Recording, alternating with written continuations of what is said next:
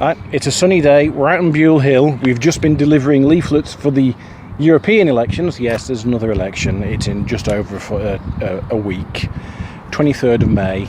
Vote Green in the European elections. So we've done that. We've stopped off in Buile Hill. Sadly, after the ice cream van's been and gone. But it's important that we have, Bryan has a few quick words about the plans that they've got going on for this place. So, as people who live in this area will know, Buile Hill Park's been under threat, and the Labour Council and Salford Mayor Paul Dennett have been eyeing up, I would suppose, this piece of land to build 60 houses on. Their argument was that we need to build 60 homes in order to be able to fund the restoration of Buile Hill Mansion, which is somewhere behind us at the moment. And it's the same kind of argument that was made about the Duncan Matheson playing fields, which are not too far from here either. Now, I don't believe that building houses on areas of green space in order to provide some funding is preserving that space at all. I think that's a false argument. What we need to be doing is protecting these spaces from any sort of development. I think that they're really important for the local community.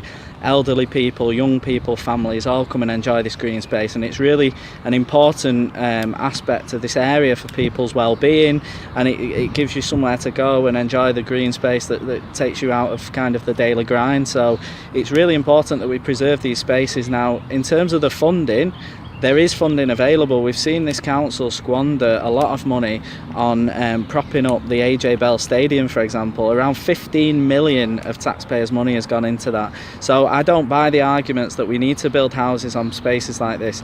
We know across the country at the moment, private developers are eyeing up green space to build houses on for their own profits.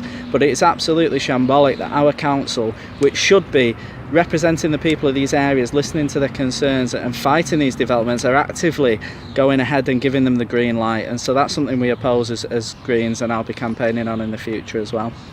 No green light from the Greens. I'm sorry, I had to say that. Absolutely. And it's not as if Salford doesn't have a fair share of brownfield sites. Just about a month ago, Wendy and I were standing on 3 dead streets back just that way, roughly, I think in my ward. There's over 2,000 homes in Salford that are in need of renovation, that are sitting empty at the moment. So yes, absolutely, Salford needs houses, but eyeing up parks and green space, it's a false economy, because it's going to impact on this local area in the negative. It is going to impact on people's health, and it's the wrong direction. It's not a direction we should be going in. Yeah. Right. Thank you. I'm going to go and find an ice cream now. Cheers. Have fun. Enjoy the sunshine whilst it lasts. Get out and vote on May the 23rd. Vote Green. Thank you. Because green is the only way you'll get green policies.